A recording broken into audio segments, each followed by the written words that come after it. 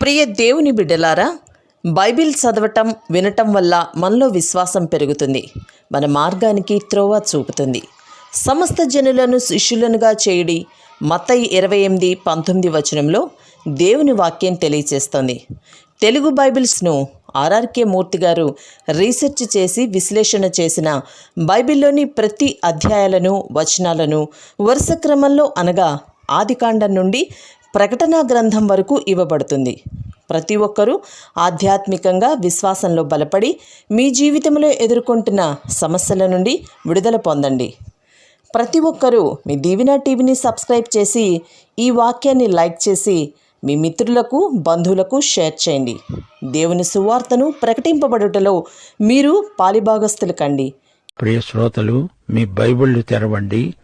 ఈరోజు పాఠం మలాకి గ్రంథం 3వ అధ్యాయం 1 నుండి 4వ వచనం వరకు శ్రద్ధగా వినండి. ఇదిగో, నాకు ముందుగా మార్గము సిద్ధపరచడానికి నేను నా దూతను పంపుతున్నాను. మీరు వెదకుతున్న ప్రభువు అనగా మీరు కోరే నిబంధన దూత తన ఆలయమునకు హఠాత్తుగా వస్తాడు.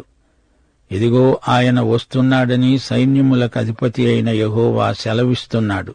అయితే ఆయన వచ్చే దినమును ఎవరు సహించగలరు? ఆయన అగుపడగా ఎవరు ఓర్వగలరు? ఆయన కంసాలి అగ్ని వంటివాడు, చాకలివాని సబ్బు వంటివాడు. వెండిని శోధించి నిర్మలము చేసేవాడైనట్లు కూర్చొని ఉంటాడు. లేవీయులు నీతిని అనుసరించి యెహోవాకు నైవేద్యములు చేసేటట్లు వెండి బంగారములను నిర్మలము చేసే రీతిని ఆయన వారిని నిర్మలులను చేస్తాడు. అప్పుడు మునుపటి దినములలో ఉండినట్లు, పూర్వపు సంవత్సరములలో ఉండినట్లు యూదావారు యెరూషలేము నివాసులు చేసే నైవేద్యములు యెహోవాకు ఇంపుగా ఉంటాయి. శ్రోతలు వింటున్నారా? గత పాఠంలో మనము వివాహాన్ని గురించి దేవుడు తన వాక్యంలో ఏమి చెప్పాడో వివరంగా తెలుసుకున్నాము. విడాకులు దేవునికి బొత్తిగా ఇష్టం లేని పని. శిష్యులు యేసు ప్రభువుని అడిగారు, భార్యాభర్తలకు ఉండే సంబంధము ఇట్టిదైతే పెండ్లి చేసుకోవడము యుక్తము కాదు. ఈ అంశాన్ని వివరిస్తూ ఆయన అన్నాడు, అనుగ్రహము నొందిన వారు తప్ప మరెవరూ ఈ మాటను అంగీకరింపలేరు. తల్లి గర్భము నుండి నపుంసకులుగా పుట్టిన వారు కలరు, మనుష్యుల వలన నపుంసకులుగా చేయబడిన నపుంసకులు కలరు. పరలోక రాజ్యము నిమిత్తము తమను తామే నపుంసకులనుగా చేసుకున్న నపుంసకులు కలరు. ఈ మాటను అంగీకరించగలవాడు అంగీకరించునుగాక. ప్రతి ఒక్కడూ పెళ్లి చేసుకొని తీరాలనే నిర్బంధం ఎక్కడా లేదు. కొందరు స్త్రీలు, పురుషులు అవివాహితులుగానే ఉండిపోతారు. ఒంటరిగా ఉండడం పాపమేమీ కాదు. కొందరు సహజంగా పుట్టుక చేత వివాహానికి యోగ్యులు కానివారున్నారు. కొందరు నపుంసకులుగా చేయబడతారు. పాత నిబంధనలో దానియేలును చూడండి. నెబుకద్నెజరు ఆస్థానంలో దానియేలు గొప్ప రాజనీతి చతురుడు. అతణ్ణి రాజు నపుంసకుణ్ణి చేశాడు. రాజాంతఃపురంలోకి అతడు స్వేచ్ఛగా వెళ్లగలడు.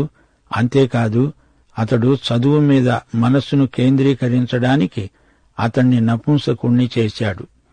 దేవుని రాజ్యం కోసం కొందరు పెళ్లి చేసుకోకుండా అలాగే ఉండిపోతారు.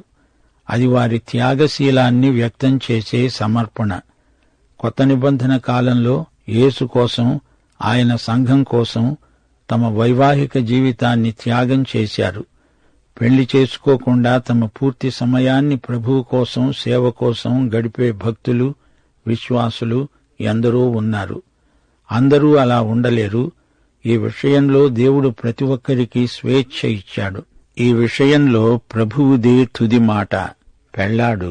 అయితే పెండ్లి అనేది జీవితాంతం వరకు నిలిచి ఉండే సంబంధం. మరణము మాత్రమే వారిని ఎడబాపగలదు. వ్యభిచార కారణాన్ని బట్టి కాక మరే కారణం చేతనైనా వివాహం రద్దు కాదు. అది దైవ నిర్ణయం. కొరింథీ సంఘంలో వ్యభిచారం ఒక పెద్ద సమస్యగా పరిణమించింది. ఆయా మతాలలో నుండి వచ్చిన సంఘ సభ్యులున్నారు. వివాహమైనప్పుడు వారు క్రైస్తవ విశ్వాసులు కారు. ఆ తరువాత క్రైస్తవులయ్యారు. భార్యాభర్తలలో ఒక్కరే క్రైస్తవులై ఉంటే సమస్య తలెత్తుతుంది. ఇలాంటి పరిస్థితిని గురించి పౌలు అన్నాడు. 1 కొరింథీ 7:10-11 వచనాలు, పెండ్లి అయిన వారికి నేను కాదు ప్రభువే ఆజ్ఞాపించేది ఏమిటంటే, భార్య భర్తను ఎడబాయకూడదు.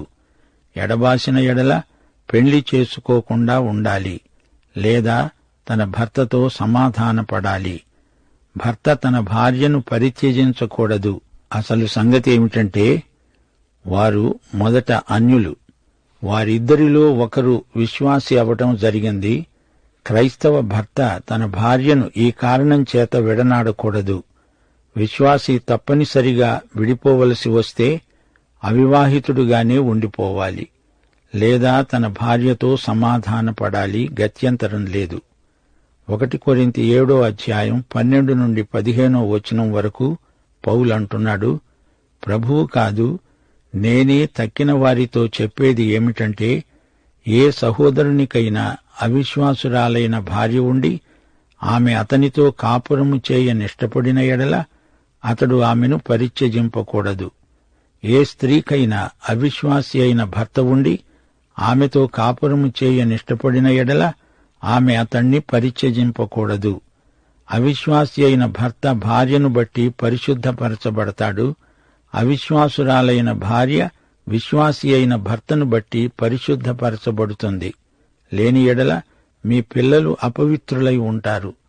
ఇప్పుడైతే వారు పవిత్రులు. అయితే అవిశ్వాసి అయిన వాడు ఎడబాస్తే ఎడబాయవచ్చు. అట్టి సందర్భములో సహోదరునికైనా సహోదరికైనా నిర్బంధము లేదు. సమాధానముగా ఉండడానికి దేవుడు మనల్ని పిలిచాడు. భార్యగాని భర్తగాని అవిశ్వాసి అయి ఉండి వెళ్లిపోతే ఏం చెయ్యాలి? వెళ్లిపోతే పోనీయండి. అప్పుడు విశ్వాసికి పెళ్లి చేసుకోవడానికి స్వేచ్ఛ ఉంది. వెళ్లిపోయిన వ్యక్తి మళ్లీ పెళ్లాడినా పెళ్లాడకపోయినా దానితో నిమిత్తం లేదు. నిర్బంధం అంటే పెళ్లి ప్రమాణాలు అని అర్థం. సమాధానంగా ఉండడానికి దేవుడు మనల్ని పిలిచాడు. అంతేకాని ఇంటిలో నరకాన్ని సృష్టించుకోమని దేవుడు చెప్పలేదు. భార్యాభర్తలు పొద్దస్తమానము పిల్లుల్లాగా కుక్కల్లాగా కొట్లాడుకోవడం కాట్లాడుకోవడం దేవునికి మహిమ కాదు, అపఖ్యాతి. సమాధాన దృక్పథంతో తీర్మానాలు శాంతియుతంగా చేయవలసి ఉంది. వ్యభిచార కారణమొకటి, అవిశ్వాసం మరొకటి. ఈ రెండిటిలో విశ్వాసి ఎంతో సంయమనం పాటించాలి. మన దేవుడు దీర్ఘశాంతము గలవాడు. కొన్ని సందర్భాలలో భార్యాభర్తలు విడిపోతారు. అయినా వారు పెళ్లి చేసుకునేటప్పుడే జాగ్రత్తగా ప్రార్థనపూర్వకంగా తీర్మానం చేసుకోవాలి. వివాహమే సమస్యతో మొదలైనప్పుడు విడాకులతో సమస్య తీరిపోదు. కొందరు విడిపోయినా విడాకులు కోరకూడదు. విడిపోయిన వారు మారుమనస్సు పొంది తిరిగి కలుసుకోవడం అసాధ్యమేమీ కాదు. అయితే దేవుని హెచ్చరిక ఇదే: క్రైస్తవ గృహం శాంతి నివాసం, ఆనందసీమ అయి ఉండాలి. గృహసీమ కరాటే కేంద్రం కాదు, కుస్తీ పట్ల రంగం కాదు. అది ప్రేమ నిలయం. దేవుని నిర్ణయం కాక మనుషుల తీర్మానమైతే సమస్యల వెంట సమస్యలు ఉత్పన్నమవుతాయి. దేవుని చిత్తము పరలోకములో లాగే ఇక్కడ క్రైస్తవ గృహములో నెరవేరాలి కదా. విడాకులు పాపమా అని మీరడుగుతారని మాకు తెలుసు. అవును, విడాకులు పాపమే. హత్యలాగే అన్ని పాపాల్లాగే ఇది పాపమే. హత్య చేసిన వాడు రక్షించబడగలడు, అవునా? శిలువ మీద వేలాడుతున్న దొంగను చూడండి. అతడు యేసు ప్రక్కనే ఉన్నాడు. అతడు రక్షించబడ్డాడు. యేసు ప్రభు శిలువ మీద చనిపోయాడు. లోకములోని మానవులందరి పాపము కోసమై ఆయన చనిపోయాడు. శిలువ మీది దొంగ హంతకుడు కూడా. అతడు యేసుక్రీస్తునందు విశ్వాసముంచాడు. యేసు రక్తం అతణ్ణి కడిగివేసింది. అతడు రక్షించబడ్డాడు. విడాకులనే పాపం చేసినవాడు రక్షించబడగలడు.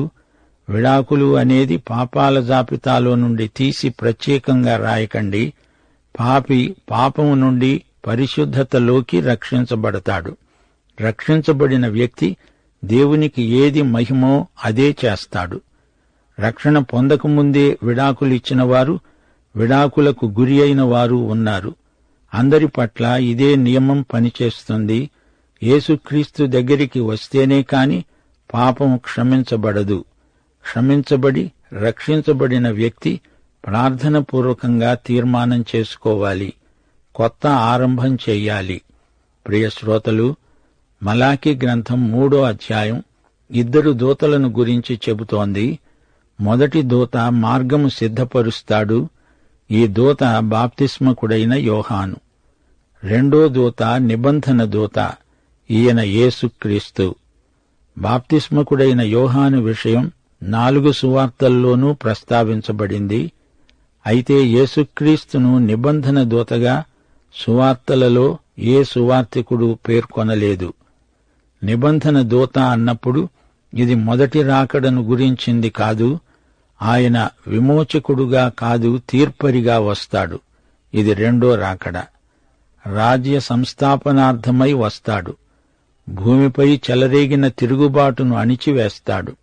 మొదటిసారి ఆయన వచ్చినప్పుడు లూకాసు వార్త 12వ అధ్యాయం 14వ వచనంలో అన్నాడు, ఓయి, మీ మీద తీర్పరిగానైనా పంచిపెట్టేవానిగానైనా నన్నెవడు నియమించాడు? ఆస్తుల పంపకంలో తగాదా తీర్చవలసిందని ఒకడు అడిగిన దానికి జవాబుగా ప్రభువు ఈ మాట అన్నాడు. మొదటిసారి ఆయన రక్షించటానికి వచ్చాడు. ప్రియ శ్రోతలు, మొదటి రాకడ కృప, రెండో రాకడ తీర్పు.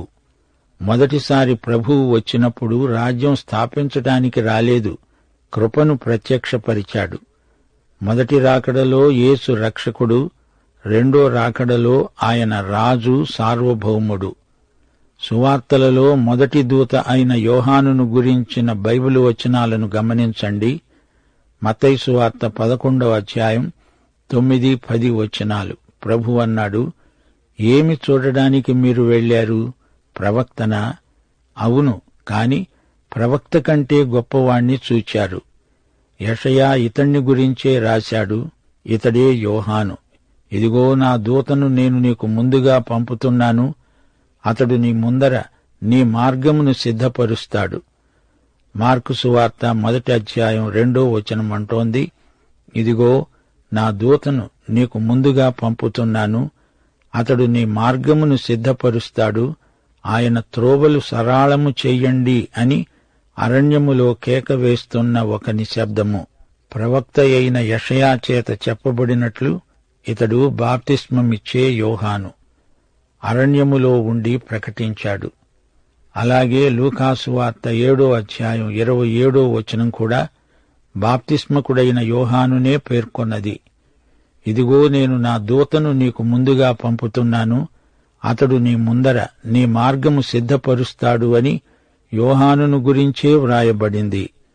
యోహాను సువార్త 1వ అధ్యాయం 23వ వచనం అంటోంది, ప్రవక్త అయిన యెషయా చెప్పినట్లు నేను ప్రభువు త్రోవ సరాళము చేయండి అని అరణ్యములో ఎలుగెత్తి చెప్పే ఒక నిశ్శబ్దమును అని యోహాను అన్నాడు. చూచారా, మత్తయి, మార్కు, లూకా, యోహాను సువార్తలు బాప్తిస్మకుడైన యోహాను అనే దూతను గురించి చెబుతున్నాయి. ఇప్పుడు ఇక్కడ ప్రవక్త అయిన మలాకి కూడా యోహానును గురించే చెబుతున్నాడు. ఇశ్రాయేలు ప్రజలు అడిగిన ప్రశ్నకు ఇది జవాబు. దేవుడు మొదటిసారి యేసుక్రీస్తును పంపాడు. ఆయన రక్షించడానికి వచ్చాడు. ఆయన రక్షకుడు. ఆయన అనుగ్రహించింది కృపారక్షణ.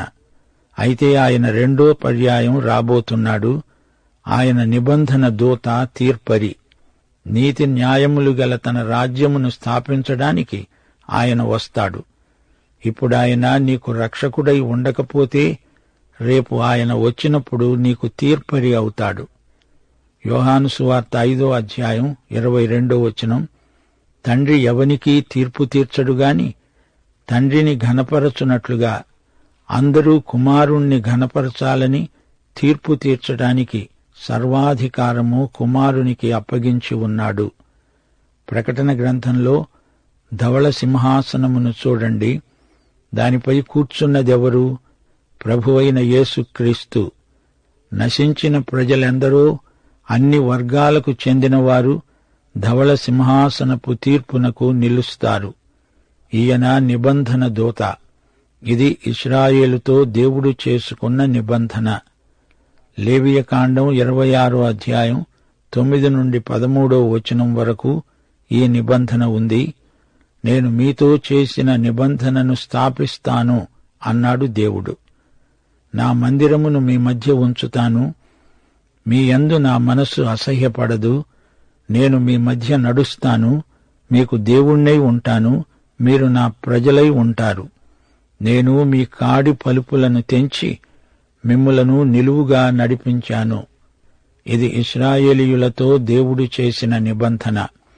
ద్వితీయోపదేశకాండం ఈ నిబంధనను ధృవపరుస్తుంది. 40 సంవత్సరాలు అరణ్య ప్రయాణంలో దేవుని ధర్మశాస్త్రంతో ఇశ్రాయేలీయుల అనుభవాలు అన్నీ ఇన్నీ కావు. ద్వితీయోపదేశకాండం 4వ అధ్యాయం 23వ వచనం, మీ దేవుడైన యెహోవా మీకు ఏర్పరచిన నిబంధనను మరచి నీ దేవుడైన యెహోవా నీకు ఆజ్ఞాపించినట్లు ఏ స్వరూపము కలిగిన విగ్రహమునైనా చేసుకొనకుండునట్లు మీరు జాగ్రత్త పడాలి. అయితే ఇశ్రాయేలీయులు నిబంధనను మీరారు. అన్యదేవతా ప్రతిమలనే కాదు, వారి మంత్రతంత్రాలను కూడా చేపట్టారు. మలాకీ అంటున్నాడు, నిబంధనను పూర్తిగా స్థిరపరచడానికి దూత రాబోతున్నాడు. దేవుడు వారి మధ్య సంచరిస్తాడు. అప్పుడు గొప్ప శుద్ధి కార్యక్రమం జరగబోతున్నది. దేవుడు వారి మధ్య తిరుగుతాడు అంటే వారు పరిశుద్ధపరచబడ్డారు అని గ్రహించాలి. మీరు వెదుకుతున్న దూత, మీరు కోరే నిబంధన దూత ఆయన ఆలయానికి వస్తాడు. ఇదిగో ఆయన వస్తున్నాడు. ఈయన ఎవరు? అవతరించిన దేవుడు, ప్రభువైన యేసుక్రీస్తు, శరీరము ధరించిన దేవుడు. ఆయన అకస్మాత్తుగా వస్తాడు. పాత నిబంధనలో ఆయన నిబంధన దూత, కొత్త నిబంధనలో ఆయన ప్రభువైన యేసుక్రీస్తు. రెండోసారి ప్రభువు వచ్చినప్పుడు ఆ దినమును ఎవరు సహించగలరు?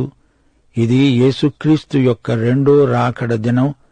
ఆయన కంసాలి అగ్ని వంటివాడు. కొలిమిలో పెట్టి బంగారాన్ని వెండిని శుద్ధి చేస్తాడు. ఆయన చాకలివాని సబ్బులాంటివాడు. కడుగుతాడు, శుద్ధి చేస్తాడు. 1000 ఏండ్ల పరిపాలనలో అంతా శుద్ధి, శుచి. అగ్ని పరీక్ష.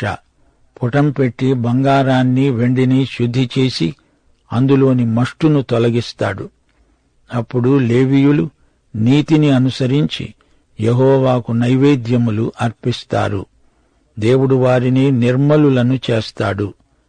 పరిశుద్ధులు మాత్రమే పరిశుద్ధ బలులు పరిశుద్ధ దేవునికి సమర్పించాలి. హృదయశుద్ధి గలవారే దేవుణ్ణి చూస్తారు. నీవు పాపంలో అధాటున పడినా అందులో నిలిచి ఉండకూడదు. పాపం చేస్తూ మరో చెంప మతాచారాలు పాటిస్తాను అంటే అది దేవునికి బొత్తిగా ఇష్టం లేదు. మునుపటి దినములలో ఉండినట్లు, పూర్వపు సంవత్సరములలో ఉండినట్లు యూదావారు, యెరూషలేము వారు చేసే నైవేద్యములు యెహోవాకు ఇంపుగా ఉంటాయి. పూర్వము సొలొమోను కాలంలో వారి మంచి సాక్ష్యం భూదిగంతాల వరకు వ్యాపించింది. సోదరీ సోదరులారా, వింటున్నారా? ఇదిగో, నాకు ముందుగా మార్గము సిద్ధపరచటానికి నేను నా దూతను పంపుతున్నాను. ఈ దూత బాప్తిస్మకుడైన యోహాను. ఆ తరువాత నిబంధన దూతను పంపుతున్నాను. ఈ నిబంధన దూత మెస్సియా. ఆయన రెండోసారి వస్తాడు. ఆయన స్వర్ణకారుని అగ్ని, రజకుని సబ్బు. ప్రతి మానవునికి శుద్ధి కావాలి. వేదాంతుల ఆలోచనలు, మత విషయిక ఆచారాలు, సాంఘిక కట్టుబాట్లు, అన్ని రంగాలలో శుద్ధి కావాలి. మానవుని వ్యక్తిగత జీవితం శుద్ధీకరించబడాలి. శుద్ధి కాని వెండిలో మష్టు చేరి ఉంటుంది. మానవుని స్వభావం కూడా అంతే. దేవుడు చేసిన మంచి సృష్టి పాపమనే మష్టు చేత అపవిత్రమైపోయింది. దేవుని కొలిమిలో పుటం పెడితేనే గాని మష్టు, మకిలి పోదు. వెండిని 7 సార్లు శుద్ధి చెయ్యాలి. మష్టు ఉన్నంతకాలం దేవుడు దానిని వాడుకోలేడు. యేసు వచ్చి తన ప్రజలను శుద్ధీకరిస్తాడు. ఆయన పరమ సువర్ణకారుడు, పరమ రజకుడు. ముగింపులో 4వ వచనం మరోసారి జ్ఞాపకం చేసుకుందాము. మునుపటిలాగా యూదావారు, యెరూషలేము వారు చేసే నైవేద్యాలు ఆయనకు ఇంపై ఉంటాయి. మానవుని అర్పణ తనకు ఇంపై ఉన్నది అని దేవుడు చెప్తున్నాడంటే అందులో దేవుని కృప మనకు స్పష్టంగా కనిపిస్తోంది. దేవునికి స్తోత్రం. క్రీస్తునందే మనం దేవునికి ఇంపైన ఆధ్యాత్మిక అర్పణలు సమర్పించగలం. పాఠం ఇంతటితో సమాప్తం. ప్రభువైన యేసుక్రీస్తు వారి కృప, తండ్రి అయిన దేవుని ప్రేమ, పరిశుద్ధాత్మ యొక్క అన్యోన్య సహవాసము మనకందరికీ సదాకాలము తోడై ఉండునుగాక. ఆమేన్.